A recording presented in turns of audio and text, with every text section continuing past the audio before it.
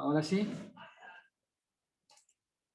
Pues bienvenidos, estimados y estimadas compañeras y compañeros. Hoy es martes 27 de julio de 2021.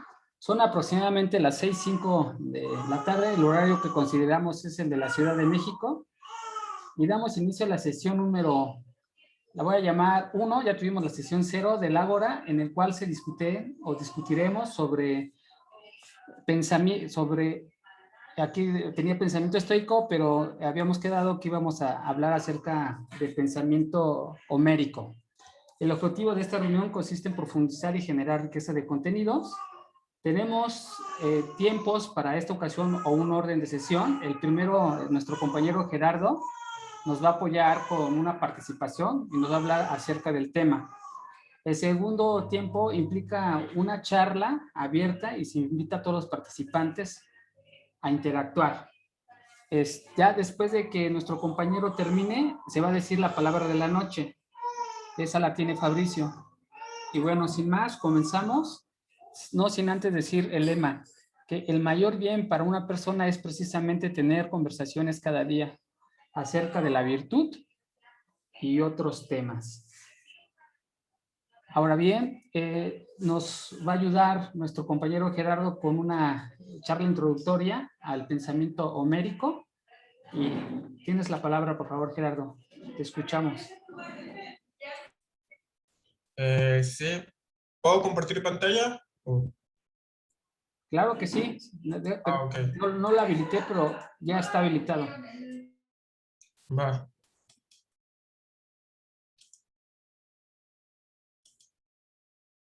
Bueno, voy a hablar de la Ilíada como tal. Voy a dar una breve introducción de explicar más o menos de qué va la Ilíada. Después voy a hablar sobre quién fue Homero, una pequeña introducción de quién fue Homero. Voy a hablar de qué realmente habla la Ilíada, el contexto histórico de cómo inició el pensamiento de Homero para recrear tanto la Ilíada como la Odisea, cómo empezó el mito, qué tiene que ver con la manzana de la discordia, el conflicto de la guerra y el conflicto que hubo entre Aquiles y Agamenón. Bueno, para empezar, la Ilíada la Ilíada prácticamente es un poema dedicado a Aquiles. Todo gira alrededor de Aquiles. Como en la Odisea todo gira alrededor de Odiseo, aquí gira todo alrededor de Aquiles. La diferencia en por qué ella se llama Odisea, aquí se llama Ilíada, es porque todos los sucesos sucedieron en el camino a Troya y en Troya. Y para los griegos, la Ilíada era, no me acuerdo si era Iliano o Eliono, pero el chiste es que la Ilíada se llamaba Troya para los griegos, solo que lo cambiaron el nombre de Ilíada por Troya los romanos. Por eso es que el libro se llama la Ilíada, porque está o el poema dedicado a Aquiles se llama Ilíada porque todos los sucesos están hechos ahí. Pero prácticamente todo gira alrededor, en Aquiles, en el primer capítulo, todo gira alrededor de su pleito y por qué se va de la guerra. Después, cómo lo convencen, o bueno, no lo convencen, cómo entra a la guerra, y, o sea, prácticamente todo gira alrededor de Aquiles. Ya. Ahora voy a hablar de una pequeña introducción de quién fue Homero. Homero fue un poeta que presuntamente vivió durante el siglo 8 a.C. En la Grecia antigua. A él se le atribuyen las creaciones de los poemas épicos como la Odisea y la Ilíada. En esa época las narraciones eran orales y contadas, por lo que Homero era parte de esa casta de profesionales que deleitaba al público con sus cantos y versos. Homero desde muy pequeño se le notaron muchas características artísticas y Homero desde una temprana edad quedó ciego. Esto no se sabe al 100% porque hay muchísimas biografías de Homero, o sea, bastantes biografías de Homero, que hasta hay biografías que no se sabe en sí bien si Homero fue un nombre que le atribuyeron a la persona que deleitaba sus poemas o realmente se llamaba Homero. ¿Por qué digo esto? Porque cuando en aquella época iban a la guerra, había dos tipos de personas, los que iban a luchar y los que iban a narrar la guerra, los que la iban a escribir. Y a esas personas se les llamaba Homero. Por eso no se sabe muy bien si Homero se lo atribuyeron por sus poemas épicos de la Odisea de la Ilíada o realmente se llama Homero. Bueno, Homero pues obviamente quedó, casi todas se le están en común que quedó ciego. Por eso era pues casi imposible que él escribiera, pero pues tenía sus sentidos muy habilitados para ir con gente, hablar y hablar y hablar. Él como Sócrates o como Epicteto o como Diógenes no escribió absolutamente nada, pero él no iba a sacar de sus casillas a las gentes, no. Él iba al contrario, él iba con Jorge y le contaba a Jorge, no, pues fíjate que Aquiles hizo esto y esto y esto y esto en la guerra, y después iba con Guillermo a decirlo, Odiseo en su camino de regreso a casa hizo esto y tuvo que pasar por esto, y Agamenón y París y shalala. Entonces la gente fue diciendo, ah, no, pues me gusta cómo habla este vato, entonces me voy a poner a escribir todo lo que me diga Homero. Entonces Jorge escribió tantito de Aquiles, Guillermo escribió tantito de Odiseo, Luis escribió tantito no sé, de París, y así se fue juntando y se fue juntando y se fue juntando hasta crear la Odisea y la Ilíada. Realmente no tienen escritores, o sea, no tiene un escritor como tal. O sea, como por decir en Sócrates, pues su escritor es Platón, el que mayor ha escrito sus obras, pero aquí no se sabe realmente quién escribió la Odisea y la Ilíada. Se sabe que el creador de la imaginación fue Homero. ¿De qué habla la Ilíada? La Ilíada no habla del principio de la guerra, ¿no? Tampoco habla de toda la guerra, ¿no? Y tan mucho menos habla de gran parte de la guerra. Habla específicamente del último año de los 10 años de la guerra de Troya, el cual tampoco se habla del final de la guerra de Troya. Se habla de un fragmento específico de la guerra de Troya en honor a Aquiles. O sea, todo va a girar alrededor del buen Aquiles. ¿Cómo empezó la guerra o cómo inició el pensamiento de Homero para crear estas dos narraciones épicas? La guerra fue un contexto histórico real. La guerra de Troya realmente pasó. Para eso hay que grabarnos bien qué son los Anax y qué son los Basileos. Los Anax y Basileos son puestos políticos. Entonces, el Anax es el mayor. Un ejemplo claro, que yo sí lo puedo entender. El Anax puede ser que hoy en día es López Obrador. Y los basileos son los que son, pues el que gobierna Veracruz, el que gobierna Monterrey, Guanajuato, Guadalajara, Puebla, etc. Esos son los basileos. Y entonces, hace muchísimos años, o sea, 400 años atrás de que existiera Homero, existiera Platón, existieran Tales de Mileto, todos esos filósofos, 400 años atrás hubo una guerra con la civilización micénica contra los troyanos por conflictos políticos entre Anax y Basileus. No se sabe en sí por qué inició, no, o sea, la verdadera guerra no se sabe por qué inició, no se sabe por qué terminó. Realmente nada más hay pruebas arqueológicas que comprueban que sí hubo una guerra en aquel entonces, pero nunca se supo por qué. Y los griegos, ellos estaban conscientes que había pasado una guerra, que había muerto muchísima gente, pero jamás supieron realmente el por qué. Entonces, ahí fue cuando llegó el buen, bueno, no el buen Homero, llegaron bastantes a deleitar con poetas de poemas de la guerra, pero el que más duró y el que más les gustó a la gente fue el de Homero. Bueno, para esto estos son los tres principales, aquí lo tengo anotado, perdón. Estos son los tres principales personajes del por qué inició la guerra. Está Heracles, que es Hércules para los romanos, o para entrar más en contexto, pero para los griegos es Heracles. Está Hermes y está Eris. Esos son los tres principales del por qué inició la guerra.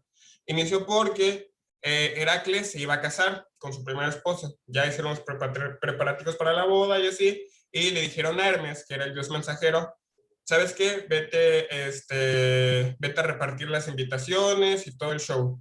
Entonces, a este personaje, Hermes, se le perdió una invitación, la cual fue la de Eris, la diosa de la discordia.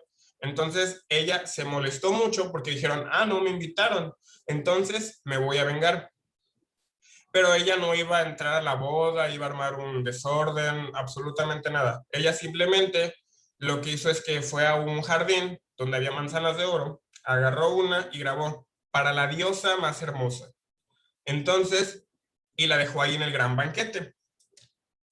Entonces, ahí es donde viene el mito de la manzana de la discordia. ¿Qué pasó con esa manzana? Llegó un dios, no se sabe si bien qué dios, agarró esa manzana y la leyó, dijo, para la diosa más hermosa. Entonces, llegó Atenea, hija de Zeus, y dijo, yo soy la más hermosa. Después llegó Hera, esposa de Zeus, y dijo, no, yo soy la más hermosa. Y Hera también era hermana de Zeus, no se sabe por qué se casaron, pero era hermana y esposa de Zeus. Y llegó Afrodita, diciendo, ella no era nada de Zeus, y llegó, no, yo soy la más hermosa. Entonces empezaron a discutir y a discutir y a discutir en la boda, y le preguntaron a Zeus, Zeus, ¿quién es la más hermosa? Y Zeus dijo, no, yo no me voy a meter, entró un problema entre mi hija y mi esposa, y entre esta Afrodita que tenía un gran poder, yo nada tonto, yo no me voy a meter en sus problemas. Entonces dijo, ¿sabes qué? Que lo resuelva un humano, uno de allá abajo.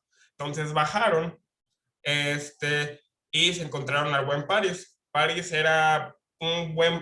tenía puestos políticos en Troya, y hubiera podido llegar a un puesto, o sea, si no hubiera pasado nada de esto, hubiera podido llegar a un puesto político, pues bueno, no tanto como el de su hermano Héctor. No, sigue, dime. No, dale, dale, síguele. Se le activó el micrófono. Dale, Ok, ok. Hubiera podido llegar a un buen puesto político, pero pasó eso. Entonces, bajaron y le dijeron, le dijeron, París, escoge quién es la más hermosa. Y París, nada tonto, le dijo, ok, digo, quién es la más hermosa, pero si ustedes me ofrecen algo. Entonces, llegó Hera y le dijo, ¿sabes qué? Te voy a hacer dueño de Asia. Dijo, ah, no, pues buena propuesta, me voy a hacer dueño de Asia. Eso contaba con mucho poder. Llegó Hera, llegó ¿cómo se llama? Bueno, llegó la hija de Zeus y le dijo, Atenea. Llegó Atenea y le dijo, yo te voy a hacer un guerrero invencible. Eso también le atribuía muchas riquezas, muchos aplausos, mucho reconocimiento. Dijo, ah, no, pues sí. Y llegó Afrodita y simplemente le dijo, yo me voy a acostar contigo. Y le dijo, ten, aquí está la manzana. Y ya se fue con Afrodita. Y ya a la hora de reclamar su premio, Afrodita le dijo, es que, ¿sabes qué? La neta, yo soy, o sea, no con esas palabras, pero ¿sabes qué? Yo soy una diosa y tú eres un mortal, no me voy a poder acostar contigo, pero me voy a acostar, pero voy a hacer que andes y que la mortal más bella se enamore de ti. Pero, y ya, pasó el tiempo. Hubo un conflicto, bueno, no hubo un conflicto político, querían hacer alianzas políticas entre troyanos y ¿cómo se llaman?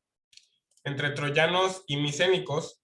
Y entonces fue París a, a, a la nación micénica.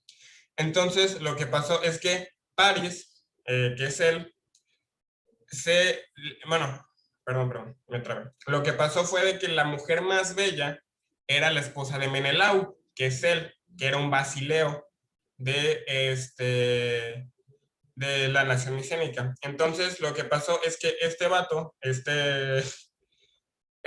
París, indujo, bueno, con ayuda de Afrodita, indujo que la esposa de Menelau se enamorara de París y París se la raptara y se la llevara. Y cuando Menelau se dio cuenta que era hermano de Agamenón, que Agamenón era el Ánax de la nación micénica, le dijo, no, pues oye, le dijo a su hermano, oye, París me robó mi esposa, vamos a hacer una guerra.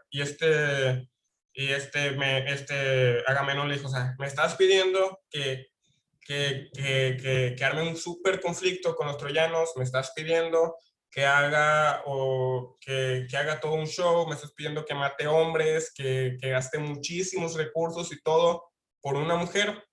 Y Menelao le dijo, sí. Y Agamenón le dijo, pues vamos a la guerra. O sea, aquí, desgraciadamente, en todo este enrollo hacen ver como que la mujer no vale nada, pero pues eran escritos de antes, desgraciadamente. El chiste es que fueron a la guerra, fueron muchísimos, o sea, por lo general no van los reyes a la guerra, o sea, como que siempre mandan a los que están abajo, pero aquí lo que hace ver la Ilíada es que todos, absolutamente todos, estaban a la par de, de Aquiles, de Ulises y de todos ellos. Entonces fueron todos a la guerra. Y ya estando en la guerra, pasa un conflicto entre estos dos vatos, entre Aquiles y Agamenón. Porque Agamenón se supone que era el Anax y él quería rellevarse con todo, que eso lo vemos ya justo en el primer capítulo. Pero existe, ahí vuelvo al principio, todo gira alrededor de Aquiles. Lo que pasa es el conflicto de una mujer, pero eso ya lo podemos discutir después. Pero ahí justo ya empieza la Ilíada. ¿Por qué expliqué todo esto? Porque siento que está bien saber el contexto histórico realmente para poder entrar bien, y ahorita que los que pudieron leer la Ilíada, que no era obligatorio, los que pudieron leer, ya puedan decir, ok, por eso empieza tan así. O sea, al menos a mí me acuerdo la primera vez que la leí, me costó literal 5 veces leerla porque no entendía nada. Y también para aclarar, por si algunos tienen la versión, Ulises es Odiseo, pero solamente que por versiones romanas y griegas que hay un desorden. Es decir, aquí mi versión, Júpiter es Zeus, siempre así, mi versión es 100% romana. Pero sí, siento que esto puede aclarar más cosas que yo hablar como que del libro. Y pues ya, sería todo. Muchas gracias, Gerardo. Te agradecemos mucho. Un aplauso. La pregunta es, ¿por qué estamos estudiando la Ilíada de Homero o el pensamiento de Homero con un grupo de entusiastas o de estudiosos de filosofía? Bueno, habíamos acordado esto porque queremos llegar a entender... ¿Ya puedo dejar de compartir pantalla si quieres, Jorge? Sí, sí, sí, no, adelante. Sí, sí, si quieres, dejar de compartir. No. Sí, bueno, perdón, Perdón. estamos estudiando al pensamiento de Homero precisamente porque como vamos a entrar al estudio de Platón y de Aristóteles, queremos entender de dónde nació el pensamiento filosófico. Para eso nos basamos en algunas lecturas de algunos autores, en este caso de Giovanni Reale, donde él nos dice que, o nos explica o trata de explicar, y lo que nosotros entendemos, que para comprender la filosofía de una civilización, de un pueblo, es importante tener referencias o 3 referencias. Es el arte, la religión y las condiciones socioeconómicas. Es algo bien importante para poder analizar su filosofía. Nosotros lo que estamos ahorita haciendo es entender, vamos a ver parte del arte, parte de las condiciones religiosas, y quizás también vamos a añadirle las condiciones económicas que dieron todo el contexto para que naciera la filosofía. Es la intención de estar estudiando Homero. Y también para cuando estemos hablando o estudiando a Platón, las referencias que él hace hacia la Ilíada, hacia estos relatos, pues los tengamos presentes. Bueno, de aquí, uno de los sentidos que habíamos propuesto era entender las descripciones que se hacen en la Ilíada, y descripciones ideológicas o de sentido. Por ejemplo, vamos a buscar en nuestra lectura ya desde un punto de vista filosófico para entender el sentido de armonía, la proporción, acerca del límite entendido como ni demasiado poco perdón, ni demasiado poco, y la medida, entre otros atributos. Entonces, ya a partir de aquí, la siguiente fase, o más bien la siguiente actividad que vamos a hacer, escuchar la palabra de la noche. Ya vi aquí a nuestro estimado Fabricio, era la que seguía, pero no lo había visto. Entonces, ¿nos ayudas, por favor, con la palabra de la noche? Claro que sí, compañeros, muy buenas noches, espero que estén todos muy bien. Bueno, la palabra de la noche es acuerdo. Acuerdo es, en derecho, la decisión tomada en común por dos o más personas o por una junta, asamblea o un tribunal. También se denomina así un pacto, tratado, convenio, convención o resolución tomada en el seno de una institución. Esta es la palabra de la noche, de la palabra de la sesión, que es acuerdo. Muchas gracias. Y bueno, pues a partir de ahorita ya terminamos la primera actividad, que es contextualizar la lectura que vamos a realizar, y se había quedado como recomendación leer el canto primero y el canto segundo. Entonces, a partir de este momento, se les invita a todos a participar acerca de lo que la lectura les ha dejado y sobre los puntos destacados desde su punto de vista o desde su percepción. Pues, adelante, Héctor. Ah, sí. Hola, Héctor. Sí, bueno, ahorita que mencionabas mucho de la importancia del arte y todo eso, yo creo que mucho es la importancia del mito que tiene la cultura, ¿no? O sea, aunque sea un mito, aunque sea simbólico, moldea nuestra realidad. O sea, la Biblia, o sea, digo, para que quien crea o no, a fin de cuentas, pues es un mito fundacional, o sea, fundamental. La Ilíada fue un mito también, importante, y todo eso moldea la forma en la que podemos percibir y pensar el mundo, ¿no? Aún haya o no pasado. Sí, y estoy de acuerdo contigo porque se le compara el Homero. Bueno, hay dos autores, Homero y Hesíodo. Entonces, sus dos obras se le compara algo así como la Biblia. Ya leí un poco las estructuras de Hesíodo, y ese como que se apega más al canon bíblico, por lo menos al judeocristiano al que me refiero. Y una acotación rápida, y ahora que mencionas eso de la Biblia, también está mucho en la cuestión de los homéridas, que dicen que Homero no era una persona, sino un conjunto de personas que eran como que relatos a través de la historia, y es una estructura muy similar a la cuestión bíblica, ¿no? O sea, son personas que van perdurando la tradición, el mito, y van formando toda una escuela alrededor de eso. Dale, Yoda, y ahorita... Dale. No, sí, también otro texto importante es el de Virgilio, el de la Eneida. Resuelve varias cosas que no se pudo ver en la Ilíada y sobre todo en la Odisea. Uh-huh. Sí, Pero ya eso es versiones 100% romana. Y conecta todo para hacer a los romanos helenos, ¿verdad? Sí, fíjense, aquí lo que quiero destacar, que es uno de los puntos con lo que voy a contribuir, bueno, uno, porque voy a dar más.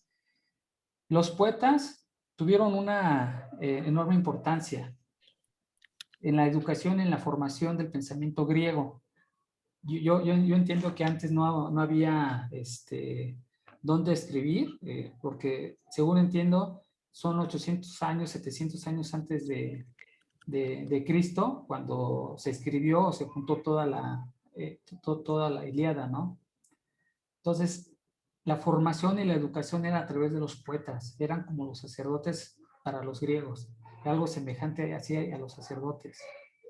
Entonces, tanto era la importancia de saberse esos cantos, de saberse esas historias, que con ellos se educaban y se formaban.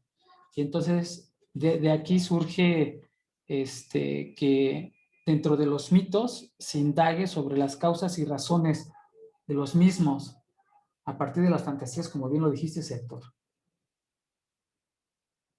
Sí, también lo puedo observar acá con el mito fundacional de el águila y la serpiente, o sea, cuestiones así muy simbólicas, ¿verdad? Ándale, exactamente, un mito simbólico, justamente.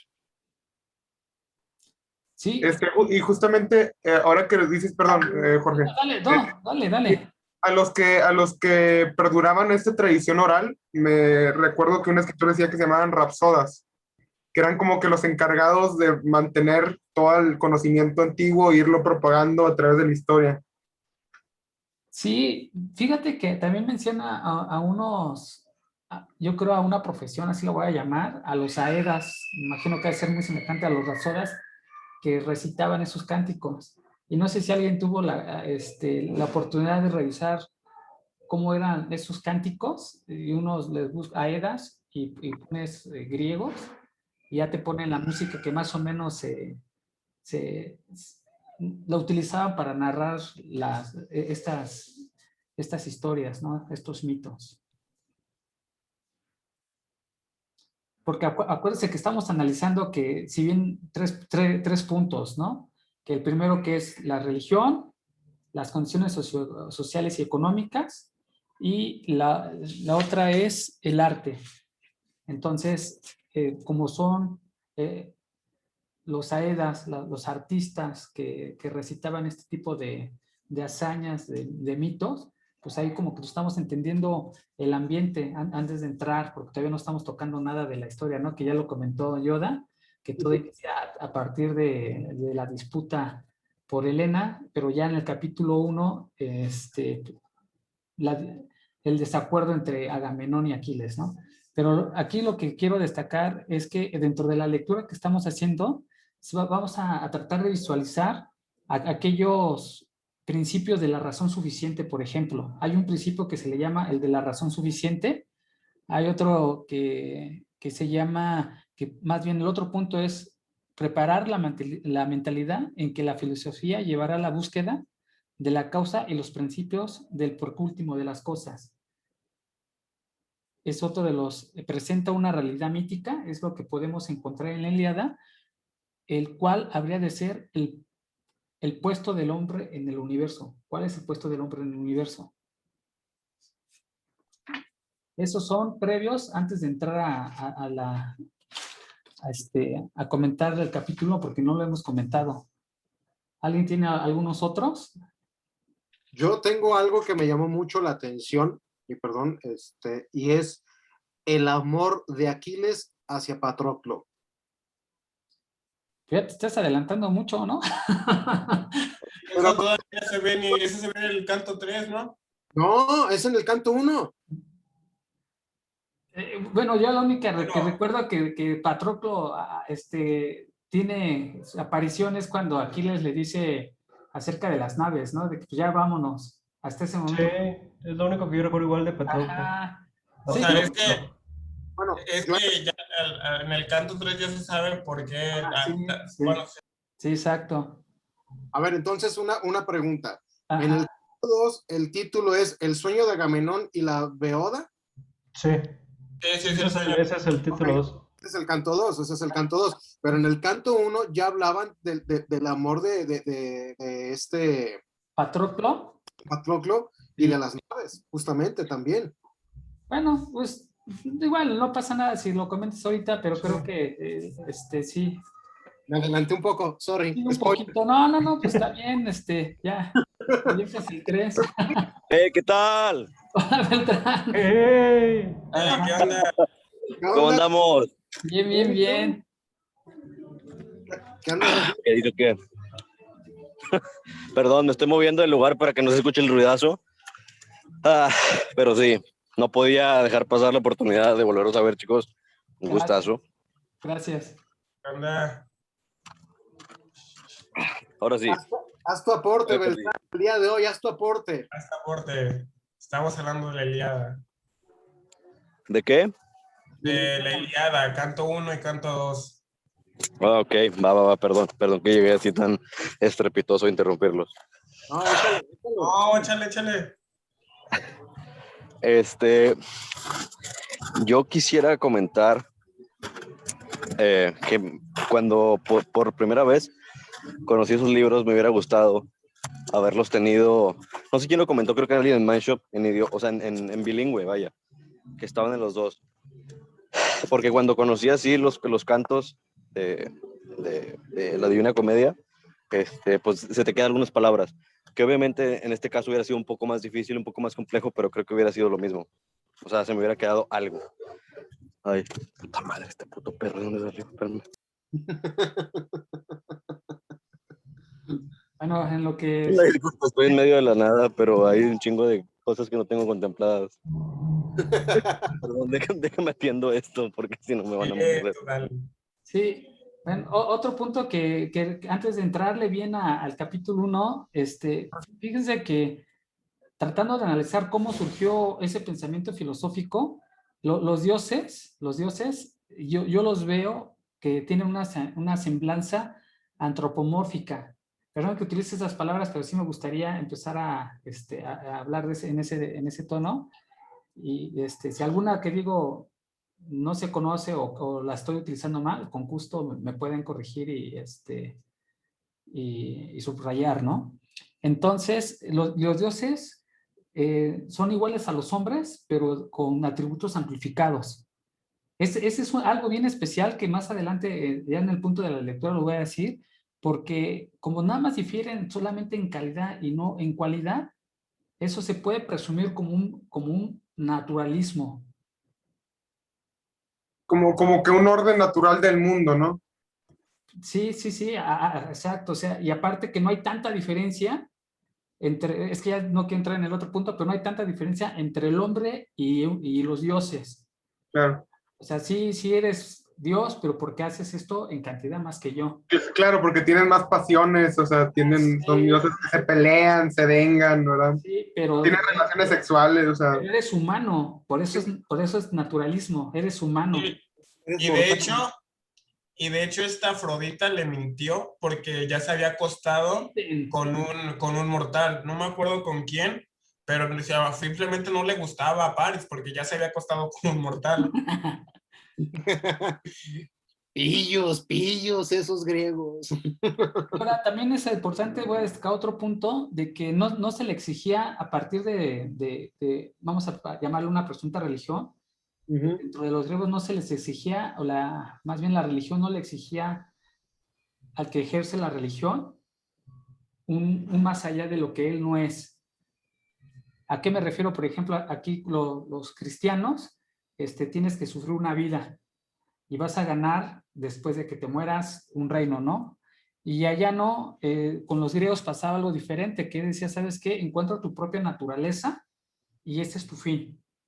Entonces, ese cambio de mentalidad, al rato voy a destacar sobre este mismo punto ya en la lectura, pero sí quiero ahorita empezarlo a subrayar para ir armando el argumento que voy a dar.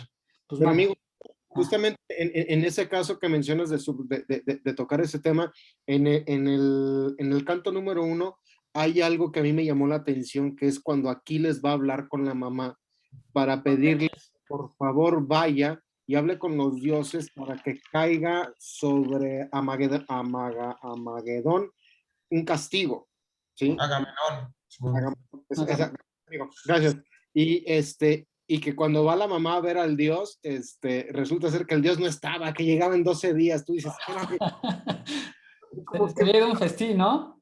Que estaba en un festín. En un festín. Después iba a regresar para poder atenderle. Como lo acabas de decir, los dioses tenían, ahora sí, festines, sexo, etcétera, etcétera. Y cuando regresa el dios, habla con la madre y ve la esposa del dios, ve a la mamá de Aquiles que está abrazándole las rodillas y empieza la escena de celos. Muchos celos. Sí. Muchos celos, ¿verdad? De Hera, claro, contra la mamá de Aquiles. De Aquiles, exactamente. Tetis, ¿no? Tetis, exactamente. Y ese fue creo que ya el final Del capítulo 1. Canto 1, sí. Capítulo 1, exactamente. Yo tengo una duda, digo, obviamente en la Ilíada no lo está platicando, pero el conflicto que tiene Aquiles con Agamenón es porque Agamenón quiere quedarse con la sacerdotisa que se me fue el nombre. Seida. No, pero bueno, según yo, o sea, me da la percepción de que el conflicto es de algo anterior. Y como que este robo de esta sacerdotisa, o bueno, de esta mujer, la de las mejillas. Las de las mejillas rojas. Ajá, es como que la gota que derrama el vaso para que ya se desate el conflicto entre los dos bien. Briseida, exactamente, Briseida, ándale. Sí. Pero Briseida no es o sea, Briseida era la de Aquiles, ¿no? La de Aquiles, sí, y por eso se pelea contra Agamenón se quiere quedar con Aquiles, digo, con Briseida. Pero es que fíjate, yo entiendo donde empieza todo, fue cuando, bueno, ya vamos a entrar en el canto 1, donde empieza todo es Sí. cuando el sacerdote, El papá de Briseida, ¿no? Crisis, Ujú. Crises, ajá, que el papá de Crises. Crises le va a pedirle a que regrese a su hija, Ujú. no, y ¿sabes qué? Pues regrésame a Criseida, te voy a dar todos los mejores deseos del mundo y ahí te van un montón de tesoros. Entonces Agamenón dice, no, no quiero, ¿no? ¿Por qué? Pues porque soy el Átrida, el más grande de todos, ¿no? Ajá, soy el gobernante de hombres, ¿no? Algo más o menos así es uno de sus apodos. Y entonces, pues dice, pues empieza a caer la destrucción del Febo Apolo sobre las naves aqueas. Entonces, de repente, ya cuando se agarraron ahí las instrucciones contra los aqueos, pues aquí dice, ¿sabes qué? Esto no está bien. Vamos a ver qué pasa y van a preguntarle a uno de los, no son oráculos, tiene un otro nombre, Era pitonisa, ¿no? no son pitonizos, bueno, va algo Un así, adivino. sí es un adivino, Divino. Ujú. no me acuerdo cómo se llama, pero bueno, es un sacerdote. Entonces va y le pregunta a este Druidas, ¿o sacerdote. cómo era? No, era... Ajá, Bueno, continúa para no perder el hilo si ajá. quieres. Entonces llega y le dice, oye, ¿sabes qué? Mira, nos están destruyendo. Y ya le dice, pues dinos por qué está pasando esto. Y dice, bueno, pues no te voy a decir, Aquiles, si no me prometes antes que me vas a defender, porque lo que te voy a decir, y fíjate que ya aquí ya empieza el sistema socrático. Primero, acuérdense que en una vez habíamos comentado sobre Sócrates, que él antes de empezar a hacer las preguntas, ¿te puedo preguntar algo? Y si me lo vas a contestar, ¿estás de acuerdo en contestármelo? Y forzaba a la persona, pues sí, sí te lo voy a contestar sin saber qué iba a preguntar. Entonces, aquí hace lo mismo este sacerdote, y le dice, ¿sabes qué? Aquiles, te voy a decir, pero prométeme antes que me vas a proteger pues contra Agamenón, porque pues es contra él va el tiro. Y dice, no, ¿sabes qué? Estoy de acuerdo contigo, te voy a proteger. Y ya le dice, ¿sabes qué? El problema está porque Agamenón ultrajó el honor de Crises, que Ujú. Crises era un amado para Apolo, ¿no? Y entonces, ya sabiendo Aquiles va y le dice, oye, ¿sabes qué? Pues regrésale a Criseida, que es lo que está buscando Crises, a solicitud con su plegaria a Apolo. Y entonces ahí Agamenón dice, pues, ¿por qué tengo que dar mi premio, no? Y si los doy, pues todos los demás me tienen que dar algo que satisfaga mi necesidad. Entonces yo cuando ya me siento satisfecho, pues les voy a quitar eso. Y aquí le dice, no, pues ¿cómo crees? Pues si pues, todos estamos parejos, ¿no? Cuando tú vas a las guerras, a ti te dan de más y nadie dice nada. Y ahora pues están pidiendo nada más una cosa y nos quieres quitar a todos igual, ¿no? Y entonces no, pues ya lo tomó muy personal. ¿Sabes qué? Ahora voy, aparte de los de todos, después me arreglo con ustedes, pero empiezo contigo, Aquiles, y te voy a quitar a Briseida. Y es ahí donde ese es el conflicto, según yo. Ahí empieza por lo menos el conflicto entre ellos, ¿no? Sí, sí. No, Y ahí, pero primero, como que le dice a Apolo, bueno, como que primero reta a Apolo, dice, bueno, te la doy, pero damos, que Apolo le dé una recompensa. Y ya fue de que aquí le dice, no, pues no, ¿cómo te va a dar una recompensa? Pues Y ya no. fue que dijo, no, si yo quiero, dijo, ahí fue cuando se puso bravo, no, me la tiene que dar. Es más, si no me la da, me voy contra, le quito tu fortuna a ti, a Ulises Sí, y sí, a sí. los demás. pues, Ajá. Y fíjate que aquí anoté un punto que me parece muy importante y que tiene que ver con el pensamiento filosófico. De repente están ya las luchas, que aquí le está con la mano en su espada y dice, ¿sabes qué? Ahora sí, pues a ver qué te traes, ¿no? Y de repente aparece Atenea o Atenas. Y ¿sabes qué? Tranquilo, tranquilo, relájate. Y le dice una frase bien bonita. Eh, a ver si la apunté aquí. Bueno, el chiste que le hace, ¿sabes qué? Cálmate. Antes de sacar tu espada, piensa en esto y invítalo a través de la palabra. Entonces, ahí es cuando hace un alto a la violencia de mano y utiliza la palabra. Eso me parece un punto bien importante en el pensamiento filosófico, porque ¿sabes qué? Ya no utilices la espada, ahora utiliza la palabra como arma de persuasión. Pues es como lo que le dijo su madre también, ¿no? Aquí lo tengo. Hijo, ¿por qué lloras? ¿Qué pesar te ha llegado al alma? Habla, no lo ocultes, en tu alma, y los dos lo sabremos.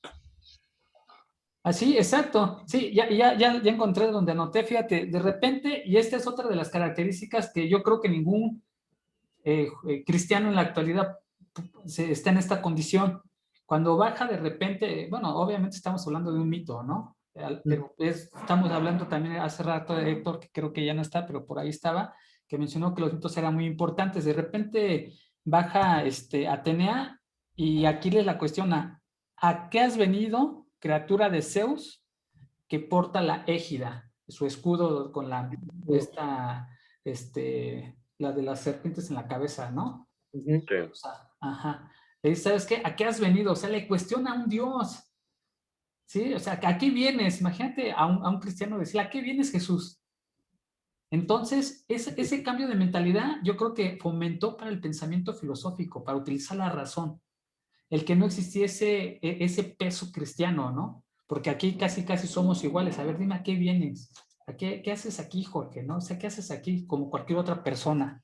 Pero así como dicen, sabiendo que tienes una vida corta, ¿no? Además, y en respuesta, y aquí ya está el punto donde yo quise conectar, Madre, por ¿no? fin, pon fin a la disputa y no desenfundes con tu mano la espada.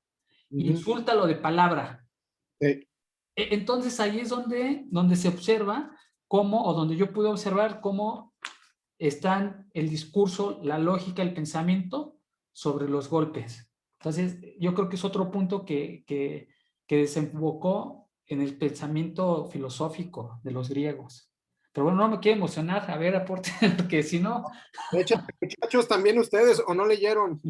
No, no, o sea, a lo mejor sí, pero pues no todos son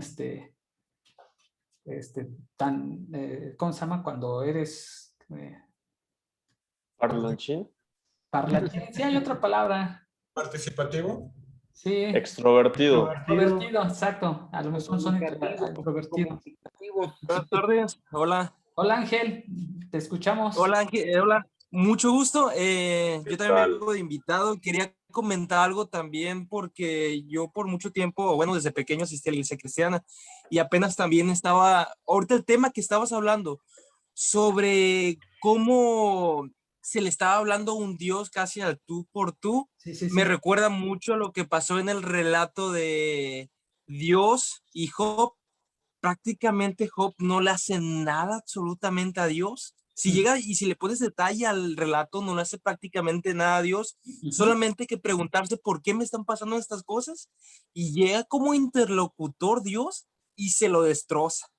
O Sí, sea, sí, prácticamente se lo destroza y se la croma él mismo. Y vemos esa interferencia de que por eso la iglesia cristiana no puede criticar muchas cosas, incluso de su creencia, porque le tiene miedo a poner en pos de duda a Dios. Y eso es un problema, ¿no? Porque sí. si no pones en duda a Dios, no pones en duda la teoría y la teología. Y cuando no pones en duda la teología, crees cada tontería. Muy buen punto. Sí, y de hecho las creencias con las que acabas de decir son dogmas. Y Sí, sí, sí, los sí. dogmas están vigilados por personas o encargados o custodios, pues obviamente la libertad de pensamiento pues se va a menguar, ¿no? Sí, Y totalmente. los griegos no tenían eso, todos tenían una libertad de pensamiento. Entonces es un Y de punto... hecho, Ajá. desde el punto de vista mitológico, una disculpa por increpar, quisiera hacer un comentario con el tema, bueno, me da mucha risa, puesto que parto de las premisas del doctor Horacio Marchand, doctor en teología. El doctor Horacio es una persona muy, muy ávida y que tiene una frase muy interesante. Dice, ¿qué es mitología y qué es teología? Bueno, mitología es todo lo demás que no sé lo que tú crees. Y teología, pues ya sabes que partiendo de eso, se me hizo muy, muy, muy cotorro el comentario. Cuando los griegos tenían todos estos dioses que eran cabronazos, estaba muy interesante, de hecho así lo menciona él en una plática, porque no tenían esa como que, ay, es que es muy bueno, o es muy noble, o sea, no tenían esas atribuciones que sí son antropomorfizaciones, o como lo mencionó Jorge hace rato, o sea, son características que pudiese tener un humano, pero en el aspecto de que muy bueno, muy noble, muy esto, muy lo otro, ¿no? Pero, por ejemplo, los dioses griegos, como por ejemplo Zeus, que era un cabronazo, pues estaba interesante porque genuinamente no podías comprender, aparte del líbido, por qué Zeus estaba haciendo lo que estaba haciendo. Porque así como era muy noble, o muy inflexible, o muy cabrón, o muy benevolente, o muy, ¿sí me explico? O sea, era más interesante el desafío. Así que el hecho de que tú le llegues a preguntar al dios a qué vienes, hace perfecto sentido con respecto a la mitología, puesto que genuinamente no sabías en qué onda venía, ¿sí me explico? Sí. Pero a lo que voy con todo esto es, creo que también en el aspecto de mitología, también por eso fue la necesidad de Shatan, de Lucifer, del portador de luz, porque no podía cumplir todos los aspectos que los dioses antiguos sí tenían. Y aquí me estoy metiendo, una disculpa a los que son cristianos, pero sí me estoy metiendo en muchos aspectos que no puedo tan fácil defender, o tan corto, y cedo la palabra, paso la bola a Jorge. Sí, sí, nada más para rondear, yo creo que no hay ninguna ofensa, estamos analizando las características que pueden favorecer o impedir Claro. el pensamiento filosófico. Yo creo que no nadie se tendría por qué sentir ofendido. Si sí, pues igual lo platicamos. Claro. Ajá. ¿Qué tanto me perdí? Újule, pues puedo decir, estamos cuando Afrodita le dice, más bien Atenea le dice a Aquiles que guarde la espada y que mejor insulte a Agamenón, cuando estamos todavía en el inicio de la disputa del canto. Antes de todo el desmadre. Sí, estamos en el los canto primeros primero. cantos. Ajá, Algo que me llama mucho la atención también es el amor. Me acuerdo el amor hacia una madre, hacia un hijo, como tampoco no cambia siendo Dios o siendo lo que sea, o sea, como el sacrificio, todo, porque también como que los dioses menores le tienen mucho temor a Zeus, pero voy a terminar mi argumento. Me acuerdo la primera vez que yo leí la Ilíada, porque la he leído muchas veces, pues, yo muy emocionado se platicé a mi papá. En ese entonces estaba pasando por unos problemas.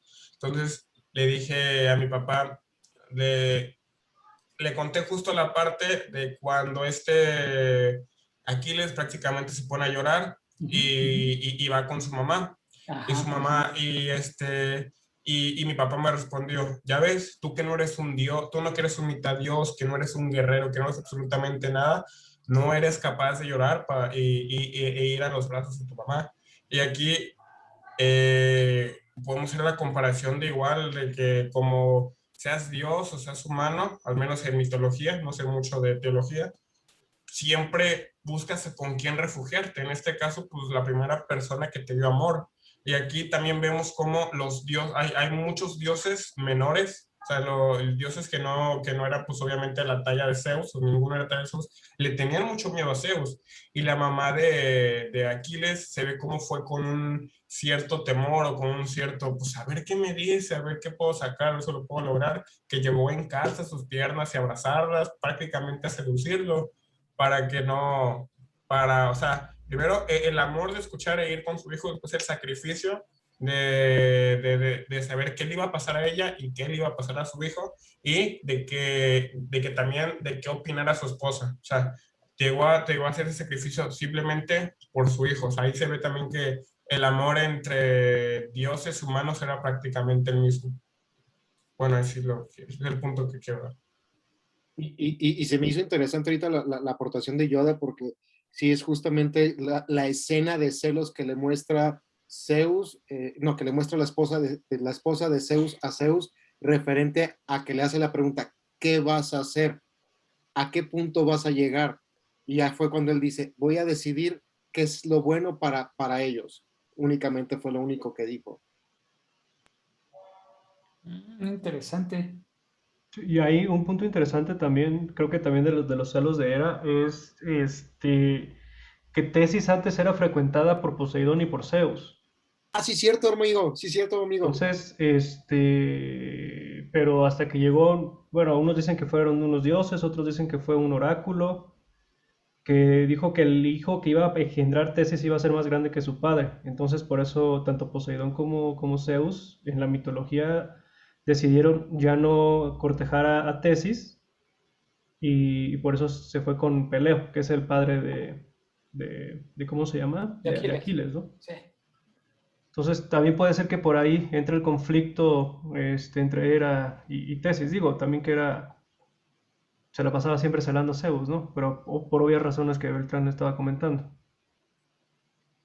Sí, ya tratando de tomar, aunque los puntos los ordené de una forma diferente, yo lo que sí vi ahí, eh, tomando lo que acaba de decir nuestro compañero Guillermo, veo que Zeus, bueno, la relación entre Zeus y Hera cuando Hera le reclama de por qué había hecho un trato con Tetis. Creo que aquí yo tengo Tetis, pero le están diciendo Tesis. Voy a ver si ahí yo tengo una mala anotación. Entonces cuando le reclama, oye, pues ¿por qué estás haciendo tratos con la mamá de Aquiles, no? Si pues yo soy tu esposa. Y le dice, ¿sabes qué? Es que para asuntos públicos, así le entiendo, tú vas a ser la primera en saberlos. Pero para cuestiones mías, yo no tengo por qué decírtelo. Y entonces, ¿sabes qué? Guarda silencio, ¿no? Y ya, ya se fue a guardar el patriarcado, el machismo, o sea, ahí, y esa forma de tratar en Platón se refleja cómo consideraban a las mujeres. Machismo Machismo con los de... griegos. Sí. ¿Dónde? No, Sarcasmo. de- Sarcasmo, obviamente, sarcasmo. no, pero, No, o sea, concuerdo, concuerdo. eso Dice, se ve desde que empieza el mito, o sea, prácticamente desde que empieza el mito, todo es culpa de las mujeres. O sea, o sea, los tres conflictos bueno, a todas las principales, mujeres, sí, sí, sí. o sea, los tres conflictos principales es por culpa de una mujer. Sí. Más bien es por culpa de una mujer por pretexto más bien es culpa de los hombres por pretexto de una mujer, ¿no? Exactamente, Ajá. o sea, Los, los míticos pleitos de faldas.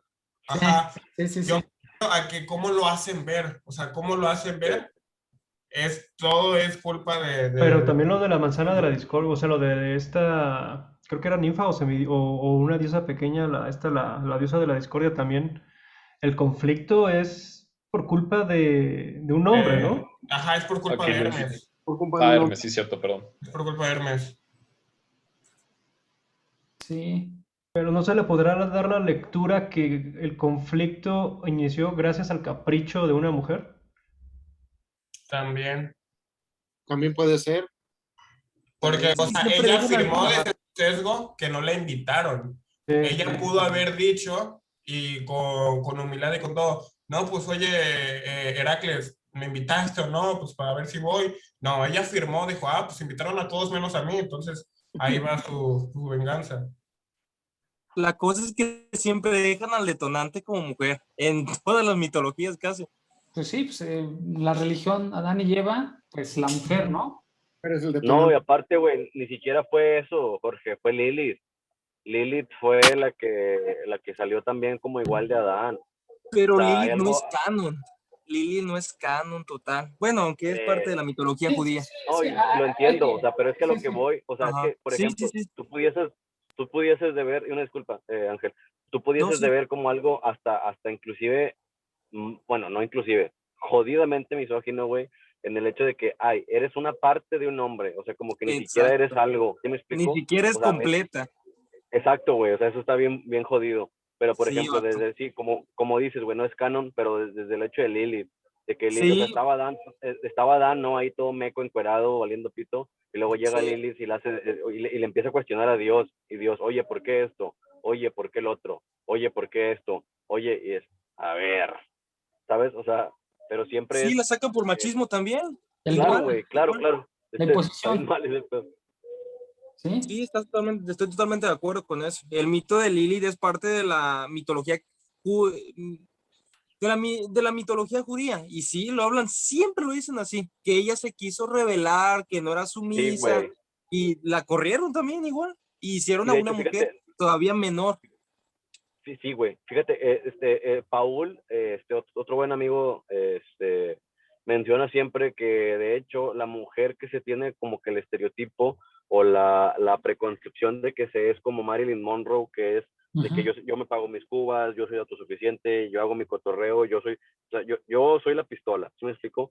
Soy alfa, siempre termina mal. Y qué cagado, güey, porque Pablo estaba diciendo, en esa ocasión estábamos hablando de cine, pero viene desde Lilith, güey, o sea, ese pedo viene ya más arraigado, o sea, era como de que, mujer, si tú eres alfa, si tú eres como que la crema de la crema, te va a pasar esto. Sí, te van a destituir, te van a sacar, te van a expulsar. Wow. Pero Sí. bueno, vamos a regresar a lo que Muy estábamos buena hablando aportación. de... Sí, ahora no sé si ustedes alcanzaron a notar el tema de la definición de Aristóteles. O sea, tuvimos ya una introducción, la mayoría de los que estamos aquí, porque creo que Luis Ángel Sí. no, sobre historia de la filosofía, y filosofía. mencionaron algunos pensamientos de Aristóteles, en particular hablo de la definición del tiempo lineal. Ujú. Ajá, sí, O entonces, copiaste un chingo de gente, güey. Jodiste un chingo de gente mentalmente cuando explicaste ese pedo. ajá, sí, sí, pero ahora aquí dice que esa idea de Aristóteles, Sí, yo estoy buscando las causas, como en un claro. lo traté de esbozar. Y dice aquí que el testórida calcante o calcas, porque así también se le conoce, con mucho el mejor de los adivinos, que conocía lo que es, y aquí viene lo interesante, que conocía lo que es, lo que será y lo que ha sido. O sea, esa es la definición, más o menos, que entendí de Aristóteles. Esto está en el canto primero, en el verso 70, o en el número 70, no sé si sea verso, sí, son versos, es verso 70. Antes del verso 70, entre el 60 y el 70 está. Entonces, a mí me pareció muy interesante cómo identifiqué esa parte del tiempo. Ya lo tenían ahí, y posiblemente, pues se empezó a desarrollar, ¿no? O sea, de lo que es, lo que fue y lo que será. No sé si lo alcanzaron también a ver. Yo estoy buscándolo. Ok, no, pues, Por dos. sí. Por Sí, cierto, yo fui el que me tomé la libertad de invitar a mi compa Ángel Zavala. Lo Ah, conocí por una charla con ¿con quién fue Ángel? Con Levi y con Diego, ¿no? Sí, con Levi y Diego, y de ahí te conocí. Por un grupo en pequeño en Telegram que hicimos, pero que nunca arrancó. Exactamente. Entonces me tomé la libertad de invitarlo, amigos. Él No, es muy bien, muy bien. una persona que de igual forma se quiso meter ahí con administrador, pero pues bueno, no tuvo la oportunidad y bueno, ya que formamos estas sesiones, me tomé la libertad de invitarlo porque tiene muy buenos puntos, la verdad, muy, muy buenos puntos, y bienvenido, Ángel. Sí, no, un gustazo, en serio, gracias. no estás Gracias, en el gracias. Discord, hay que pasarle la ruta para que estés. Ahorita yo te la Sí, comparto. está cool. Perfecto. Sí, otro punto que yo también acabo. Ay, bienvenido. Por cierto, Jorge Romero es el máster de masters, güey. No, ya acordamos que no, ¿cómo crees? Todos somos, parte de la sociedad. Yo me di Aris cuenta. Jorgeles. Es Aris Jorgeles, güey. Sí, aquí todos vamos a contribuir. Aries Orgeles. Sí, güey. ¿Cómo me caracterizas? Pero está bien. Es Beltrán, güey. Él sí es duro, ¿eh? Él sí es duro. No mames, él sabe de todo, güey. Sí, nada, güey. Acuérdense, como ya les había dicho, Yoda, te lo dije en el en vivo, güey. Yo soy Diego Beltrán, soy un pendejo profesional. Eso me agrada, güey, porque de cierta manera funciona como, no como que tenga un problema con el autoestima, sino que es un blindaje, güey. O sea, si la cago, te estoy diciendo a priori que soy un pendejo profesional. Sí, desde el principio te lo dije. Es No mi te cosa. mentí nunca. Y así me presento, güey. ¿Por Fíjate, qué? Porque conozco... Dale, Beltrán. Conozco que la voy a cagar, güey, ¿sabes? O sea, nadie puede estar, ¿cómo se dice? Correcto el 100% del tiempo, y es parte de, o sea, de hecho, me preocupa el hecho de que llegue a estar en un punto en el que nunca la cague, Sí. y hago comillas creo que tengo la cámara prendida, Sí, ya porque si no hay... Estás guapo. Porque Sí. espérate, Déjame subirte. manda bongles, porque sí, o sea, considero que hay un problema, o sea, me mama el hecho de que no, es que mira, que esto se puede corregir, o esto está mal, la chingada, Sí. está muy chido, y sí, Ángel, creo que va a ser Va a ser muy interesante. Y fíjate, yo leí una, después si quieres comentamos, independientemente de Beltrán, pero leí un documento ahí conocido y de ahí surgió la siguiente idea en el estudio. Yo decía, ya lo decía Hobbes, mira Sí. tus puertas, tienen cerrojo, pero ¿por qué? Si no, porque tienes miedo anticipado de que te asalten los ladrones o los pobres. Amigo, Ya. Metes un cerrojo precisamente porque tienes miedo. Y lo que está haciendo Beltrán es no lo mismo, pero es algo muy similar, es la misma estructura. Yo te anticipo quién soy, pues para que ya si me caigo, pues ya te dije, ¿no? Claro, Ajá. claro. Ya después si Sí, quieres sí, sí. comentamos esto que anoté Va aquí. por ahí. Y y yo, luego compartes, ¿no, amigo? ¿perdón? Luego lo compartes, ¿no? Porque está interesante. No, pues es una discusión que podemos hablar en otro espacio. Ok, está bueno. Claro. Aquí el otro punto que yo encontré muy interesante es sobre, lo voy a llamar así como lógica o lógica matemática, que es muy breve, Mándeme. ya sigue después, ya vi la mano de Gerardo, que no lo había visto, donde dice Aquiles, más bien dice Néstor le dice a Aquiles, Agamenón es todavía más poderoso que tú, ya que reina sobre más gente. Ah, sí. Entonces, esto es algo bien importante porque ya le pone la medida, o sea, él es mejor que tú porque gobierna sobre más gente. Ese punto es bastante importante para mí porque ya estás sentando las partes lógicas del pensamiento. O sea, sí eres más que él, pero dime por qué, ¿no? Ah, pues porque gobierna sobre más gente. O él es más fuerte que tú, dime por qué. Pues porque venció a varios que tú no venciste, ¿no? Entonces ya empieza la cuestiones lógicas y por eso me pareció muy importante subrayarlo. Sí, dale Gerardo. No, de hecho, nada más para complementar lo que dijo Beltrán Beltrán de que a priori era un pendejo. Por eso, o sea, lo que dijo él, Palabras suyas. por no reconocer o sea, por no reconocer que Agamenón, o sea, creo que si Agamenón hubiera reconocido también muchos errores de él, no hubiera pasado el conflicto. O sea, creo que ese es un gran conflicto.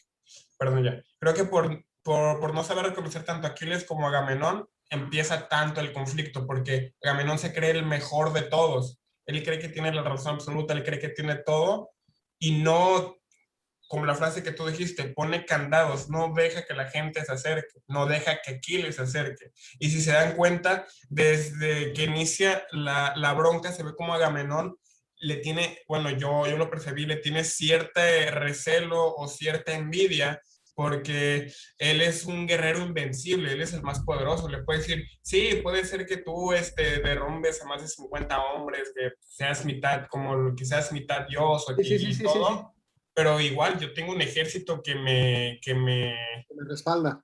que me respalda, pero él está diciendo todo, todo lo que quisiera hacer Agamenón, echándoselo en cara. Sí, se nota el celo de Agamenón hacia Aquiles, porque Aquiles tenía, ahora sí, yo lo veo de esta forma, como ahora sí, digamos, la audacia para ganarse a la gente, que lo siguiera, cosa que Agamenón no. O sea, sí, tengo el ejército, pero ok, yo nomás los dirijo, etcétera, etcétera. Pero si Aquiles iba al frente, Aquiles jalaba con todos, como dicen, se echaba al ejército encima de él. Aquiles y Ulises. Yo tengo una lectura un poquito diferente. Y Agamenón era el rey de reyes. De hecho, cuando está la disputa, aquí ya no veo bien si está en el canto primero o en el canto segundo, pero está la disputa, creo que ya es en el segundo, ya está ya de repente, aquí le dice, pues ya me voy, pues adiós, y de repente se le aparece el hijo de Néstor en como ensueño, o sea, Zeus le manda al ensueño, el ensueño como un personaje, y ¿sabes qué? Pues preséntate a Agamenón y pues dile que tiene que atacar, ¿no? En este momento. Entonces se presenta como el hijo de Néstor, me parece que sí es Neleo, es el nombre que tiene el hijo de Néstor, se le presenta a Agamenón y lo invita a levantarse contra, en armas. De repente, de tanto decir, se me perdió el punto. ¿En qué íbamos, ¿Qué dijiste hace rato, Gerardo? Se me perdió de pronto el punto, ustedes disculpen. Dije Que Agamenón que, tenía celos ajá, o le tenía el envidia a recelo que Aquiles. tenía Agamenón de Aquiles, también de que la disputa empieza porque más que nada siento que son batallas de ego, porque no reconocen sus errores. A este Agamenón se siente, o sea, bueno, era el Anax, era el rey de reyes, Ah, pero, o sea, por ser el Anax, él creía que era el mejor en absolutamente todo. Y le sí, tenía un recelo porque Aquiles era mejor peleando que él, y por eso era su recelo. sí, ya recordé el punto. Entonces, como él va a levantar las tropas y cuando se levanta, antes de levantarla, pues los demás argivos o aqueos o danaos empiezan a escapar, o más bien a dispersarse, ¿no? Y les empiezan a convocar. Y de repente se levanta una persona, que ahorita no lo tengo aquí anotado. Bueno, no lo encuentro. Entonces se levanta esta persona, sí, Tercites se llama, Tercites. Se levanta esta persona y le empieza a enfrentar a Agamenón. Y ¿sabes qué? Que tú eres tal y tal, tal, y le empieza a decir un montón de cosas a Agamenón. Y de repente sale al refuerzo de Agamenón, Odiseo. Y dice, no, pues aguante, ¿no? Mira, ya les empieza a entrar en razón y Odiseo, gran personaje que nada más se compara con Zeus en su astucia al actuar. Y sabe qué, paren, ocurre esto y ya está a favor de Agamenón, ¿no? Y no en contra de Aquiles, pero sí a favor de Agamenón. Y de repente viene Néstor. Entonces Néstor, que es de los ancianos más escuchados, de hecho, después de que habló Néstor, Agamenón lo ensalza de que deberían de tener 50 Néstor, ¿no? Entonces Néstor también se pone a favor de Agamenón.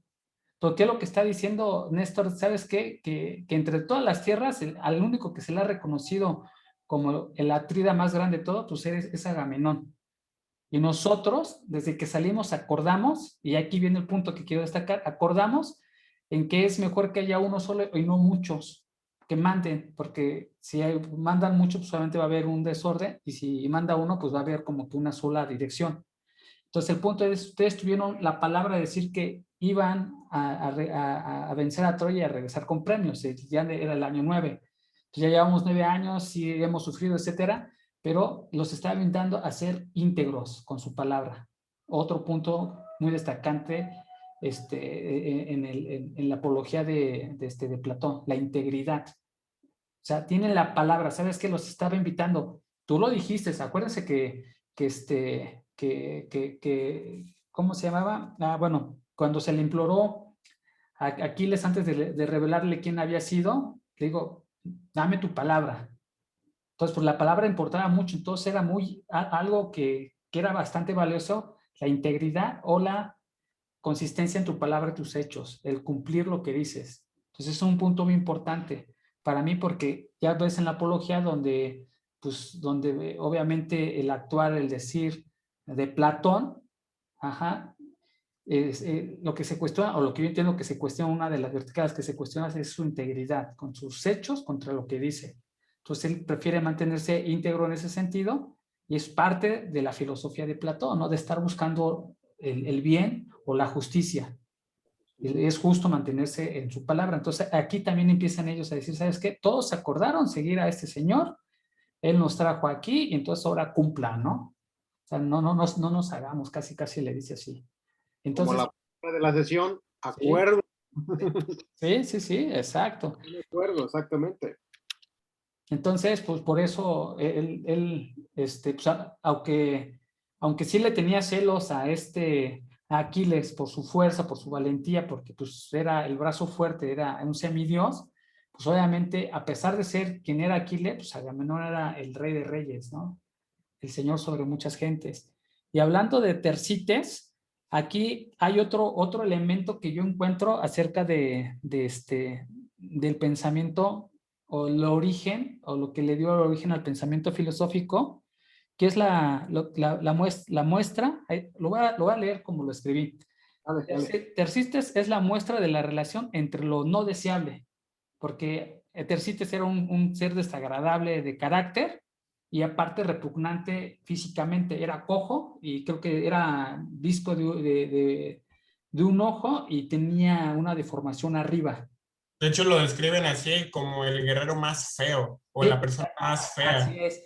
Entonces, fíjense aquí las cuestiones estéticas, donde los griegos con este personaje dicen que ya tenía un aspecto repugnante por un lado y por el otro lado era una persona no deseable porque escupía cosas horribles, ¿no? Obviamente, cuando se puso en contra de Agamenón, Ulises va y lo defiende y este no entiende y lo golpea, ¿no? Y ya va a Tersites y se esconde, pues ya después del golpe le sale sangre en el lomo y precisamente porque pues, es vencido por Ulises. Pero aquí lo que quiero destacar es esta relación de entre lo feo como humanamente, cuando uno chismosea, lo voy a decir así, o es un alborotador, y lo feo estéticamente de físico. Entonces, esa marca una relación. O sea, A lo mejor también ahí ajá, pudo haber denotado lo de los 4 principios para la felicidad. O sea, a lo mejor sí, ese tipo de feo era el feo que se refería a Aristóteles. sí, exacto. Y ese feo hay que excluirlo. O sea, de hecho lo excluyeron. De hecho lo excluyeron porque si ustedes, más bien, eh, dice así, ya está en la página 106 de la versión que estoy leyendo, en el canto 2, en el versículo 230, o en el verso 230. Llama, bueno, ya me adelanté. Es un guerrero no aristocrático. Más o menos lo que dice. ¿Por qué? Porque no tiene nombre de padres dentro de la Ilíada. Entonces tú como un guerrero aristocrático te pones en contra de Agamenón, pues obviamente eres una persona no deseable. No deseable en tu carácter y no deseable físicamente. Y esa es una relación que empieza a marcar la estética griega. Que lo bello y lo justo casi es lo guapo y etcétera, ¿no? Lo hermoso. Ahí van 2 puntos de Aristóteles. ¿Acuerdas de cuando Aristóteles decía de que, no sé si escuchen los elotes, pero tenía Sí, tú dale, no pasa nada. tenía que tener cierto tipo de dinero, o sea, cierto tipo de nivel socioeconómico, más aparte la felicidad. Ahí se pudo ver, ahí pudieron haber denotado 2 Sí. pensamientos para llegar a la felicidad. Así es. En este caso, la felicidad se puede decir que es la aceptación de tus compañeros de batalla. Sí, cierto. Sí. Qué buen enlace. Sí. Ahora vamos a otro punto que va, que no es algo estético, pues que me llamó mucho la atención como a manera de la concepción que tenían. De repente, en el discurso de Odiseo, todos empezaron a correr, ¿no? Y no recuerdo si fue bien Odiseo o fue Néstor. Entonces ahí hay que definir quién fue de los dos, pero lo interesante es que en el cántico 2, en el canto 2, el verso 230, llama afeminados a los cobardes que dan vergüenza y les dice, son aqueas y no aqueos. Entonces vean que la debilidad, cómo la relacionan con lo afeminado. Eso me pareció algo súper interesantísimo. Obviamente, pues es un pensamiento actual no políticamente correcto, ¿no? Que relacionen la valentía o la falta de la valentía con lo afeminado. A mí me pareció algo muy curioso.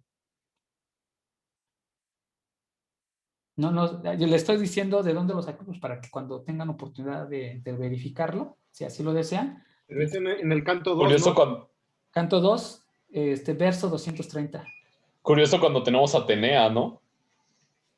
A ver, explícanos, Eduardo. Si no me equivoco, Atenea es diosa del arco, en general de luchas, creo. De la sabiduría también. Entonces, ¿por qué relacionar a un guerrero no valiente con lo afeminado cuando tienes a Atenea como diosa también? Oh, ok. Creo que Perdón, Pero creo no era el dios de la, pero Ateneo no era el dios de la guerra. No, No de era la el dios. guerra no, pero sí era Como importante en cuanto a lucha, si no me equivoco. de la violencia, ¿no? Era de la justicia, de... Ay, como de la estrategia, algo así, no me acuerdo Es cómo diosa era. de la guerra, la civilización, sabiduría, estrategia en combate, de las ciencias de la Ándale, justicia estrategia y y de la combate. habilidad. Ujú. Sí, de pero lo, también se le mencionaba que era la Sí, que portaba el guerra arco, es uno de ¿no? sus principales atributos. ¿Cómo? Guerra sí es uno de los principales atributos de sí, Atenea. Sí ella, tienes un punto muy interesante. Porque si ella también es femenina, por así decirlo, y una diosa, ¿por qué aquí es un insulto? Sí, te digo, es uno de sus principales. Creo que el primer atributo que le da incluso en internet, cuando lo investigas. sí, a mí me llamó mucho la atención de por qué les llama afeminados. O sea, y dice, afeminados, cobardes, dan vergüenza. Y son aqueas y no aqueos, ¿no? O sea, si pones aquí en la cultura mexicana, son mujeres y hombres, ¿no? Pareces niña y no niño. Algo así me llamó mucho la atención. Y te escuchamos, Gerardo, por favor. Yo creo que puedo relacionar lo que, bueno, ahorita conectando puntos, algo que hablan mucho los estoicos es que ellos dicen que ellos no se van a meter con los dioses. ¿Por qué? Porque ellos ya llegaron a la perfección, ellos ya son felices, ellos son en eudemonia, lo cual los seres humanos no. Y si se dan cuenta, todos los dioses tienen su cierto nivel de ego y se hacen menos entre uno y ellos, entre unos y otros, pero ellos no discriminan si es mujer, si es hombre o no, simplemente entre dioses. Si un hombre, no sé, Apolo contra Heracles o así, etcétera, pero ellos no discriminan a la mujer. ¿Por qué? Porque ya llegaron a su nivel de perfección o ya llegaron a su nivel de felicidad que, que eso ya lo trascendieron. Ahorita como nosotros somos seres imperfectos, somos seres que no nos fijamos, los seres humanos, por eso vemos menos a una mujer. No, por eso veían menos, ¿no? Ajá, bueno, perdón. Sí, sí, sí. Sí, sí, nosotros no. Veían, por eso los humanos en aquel entonces veían menos a una mujer. ¿Por qué? Porque no alcanzaban a su nivel de eudemonia. Cuando tú alcanzas tu nivel de eudemonia de perfección, siento que ya no ves que actualmente es imposible, lo cual para los dioses... Ya se nos fue mi estimado Gerardo. Se Congeló. nos murió. Bueno. Fue por su elote. Elote en vaso, dice. Sí, se fue por su elote. Fíjate que... Yo una pregunta rápida en este tema que estaba mencionando Yoda. Los griegos en ese entonces, ¿cómo tomaban a los dioses? Y su comportar, ¿como un camino a seguir en sus propias vidas o simplemente como algo separado de ellos? Según yo, lo que entiendo de la mitología griega, no es tanto como algo a seguir. O sea, más bien utilizaban las anécdotas, o sea, los mitos como tal, como algo de qué aprender. O sea, porque, pues, como pueden notar, los dioses griegos son muy humanos, tienen características muy humanas. Exacto. O sea, sienten odio por los demás, no sé, tienen celos, etcétera. Entonces, las enseñanzas como tal serían más bien en los mitos, o sea, en las historias que se dan como tal de que Apolo y está, no me acuerdo cómo se llama, no es Helena, es Dafne. Apolo y Dafne, pues ahí tienen una cierta enseñanza, ¿no? Porque Apolo quiere a Dafne, pero Dafne no lo quiere, bla, bla, bla. Se hace un árbol y se queda con sus aras. Entonces la enseñanza es más bien en lo que les pasa a ellos, no tanto como las personas per se. Okay. O personalidades, más bien. Ya. Sí, Mi sí. pregunta iba en el sentido de, entonces, ¿cómo formaban los griegos sus aspectos éticos y sus aspectos de conocimiento o sus tradiciones? ¿Sí venían por parte brindadas de los dioses o simplemente los dioses se comportaban éticamente de una forma y los seres humanos de otra forma, que fue compartida a través de solamente humanos. Por ahí iba mi pregunta. Sí, fíjate, la anotación que yo tengo en relación, no, quizá no va a responder tu pregunta, pero va como que en esa dirección. A los dioses, y en un principio lo traté de esbozar, se les consideran casi como humanos, pero con características que nos sobrepasaban en cantidad, y era la única diferencia. O sea, una persona se considera Dios porque era mucho más fuerte que yo, 1000 veces, ¿no? Entonces ya era un Dios. Entonces, esa era una de las cuestiones que se tenían. Los dije que los dioses, o antes estamos hablando también del periodo de Homero, que entre 400 y 800 años antes de Cristo, más o menos ese periodo, y antes también de los presocráticos, ¿no?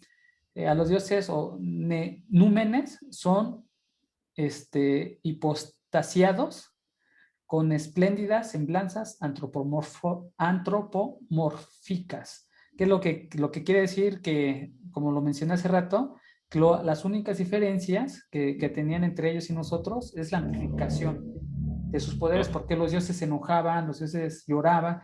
Y aquí es cuando yo en la lectura de los cánticos mencioné que Aquiles le pregunta a Atenea, ¿tú qué haces aquí? ¿Qué haces aquí?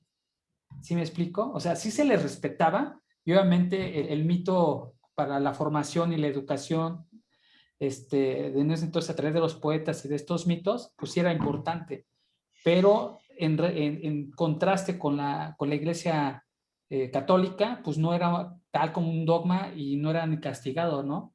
O sea, tú puedes hasta combatir, retar a los dioses, ¿no? Por eso hay personajes que los retaban y después los dioses les ponían infortunios a los humanos porque los retaron. Entonces, era una parte bien importante de que éramos casi dioses. O sea, no había mucha diferencia, ¿no? Esto también lo saco por lo que estaba comentando aquí Eduardo, de que entre los dioses a lo mejor no había discriminación entre sexos, ¿no? Que eso era más bien una condición de los humanos. Sí había discriminación. Vimos el ejemplo donde Zeus cayó a esta era. Ok, entonces echamos esa parte. ¿Sí? Tú no te metas, le dijo. Sí, así. También es Zeus, o sea. Sí. Pero entonces sí hay discriminación, ¿no? O sea, no son iguales, no hay una igualdad. Ahora, pero sí es curioso que menciones. Parecían mujeres. Sí.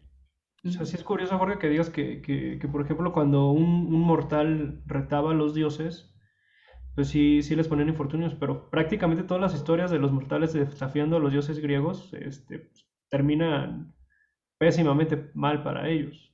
Entonces creo que ahí también había como que la reprimenda de, ok, no hay que estar tan metidos en el sentido del dogma hacia los dioses griegos como en el cristianismo, pero también tienes que tener cierto respeto hacia estas deidades, ¿no? Hacia ellos, sí, claro. Sí, estoy totalmente de acuerdo. Aracne, por ejemplo. Sí, estoy de acuerdo contigo.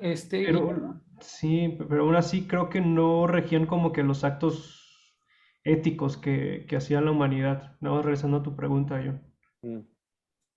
O sea, creo que sí los podrían servir de ejemplo, pero no como regla, así como tal vez los 10 mandamientos que no los estipularon, ¿no? En la religión cristiana. Sí, y eso hablando nada más de Homero, porque Hesíodo, él sí como que daba reglas en los días y los trabajos, sí enunciaba reglas. O sea, sí eran como reglas a seguir. Nada más contextualizo. Sí lo que dice Guillermo, pero nada más en el pensamiento homérico. Porque ya te vas a otros autores como Hesíodo. Ajá. No, hablando del contexto histórico en el que estamos ahorita, ¿no? Que es entonces, la Ilíada y la Odisea. Entonces, correcto con lo de Guillermo. Nada más quise... ¿Cómo se llama el autor que acabas de mencionar? Hesíodo, y el libro es Los días y los trabajos, o Los trabajos y los días. Hesíodo. Sí, Hesíodo. Y de hecho, son los dos libros que utilizaban los griegos pues, para educarse. Y, por ejemplo, si nosotros vemos la estructura... Voy a leer el verso 728 de los trabajos y días se llama. Fíjate, dice, no orines de pie vuelto hacia el sol, sino cuando se ponga, recuérdalo, y hacia oriente sin desnudarte, y etcétera. Pero aquí sí da órdenes, así como la Biblia, ¿no? Oye, pues ten cuidado, habla esto, haz aquello. No orines de frente de las personas. Sí, aquí sí hay como que unos lineamientos más, Ya. sí, y aparte son hechos heroicos, la Ilíada, son más como relatos de hechos. Si nosotros ya decidimos en algún momento estudiar la Odisea, eso ya es más fantasía, ya es más, ya no es tanto descripciones de un hecho que pasó, sino ya están más en la fantasía. Entonces, es algo que también hay que destacar. ¿Te parece si continuamos con, Sí, claro, porque con la Ilíada? sí, estoy de acuerdo con Para no usted. irnos desviando. Va. Bueno, yo aquí también quiero destacar otro tema de que ellos observan mucho la naturaleza. Aquí no apunté en cuál cántico está, pero lo voy a decir, seguro lo van a recordar. Me parece que es Aquiles o alguien que en una plática con él, donde hace la mención de los enjambres de abejas que surgen de las rocas y caen sobre las flores de la primavera. Entonces de ahí ya hay una reflexión mecánica de la naturaleza. Entonces es un punto también más al pensamiento, a la creación del pensamiento filosófico. Y bueno, yo puedo deducir, ¿no? Que hay una estructura de que vamos a ver cómo se comporta la naturaleza. Su mecánica dice, las abejas salen en su enjambre de una roca, observan mucho la naturaleza y caen sobre las flores de la primavera. O sea, manejan el tiempo, estamos hablando de la primavera, y manejan los objetos hacia donde caen las flores. Es un mecanismo, es un sistema. Entonces yo creo que es uno de los puntos que pudo haber generado en el pensamiento de los presocráticos, que en algún momento vamos a entrar en ellos, ¿no? Sí, como que el pensamiento de la observación, que era justamente lo que estábamos viendo en la primera clase, ¿no? Sí, es correcto. Me parece ese tema de la observación, de la contemplación y de tratar de dar respuestas a estas cosas o tesis muy sencillas, eso ya es mucho más viejo, ¿no? Eso se remonta incluso miles atrás, ¿no? Incluso más allá a lugares como en Mesopotamia o en Egipto. Entonces yo creo que sí tiene un bagaje todavía más antiguo, ¿no? Ajá, sí, tiene una herencia.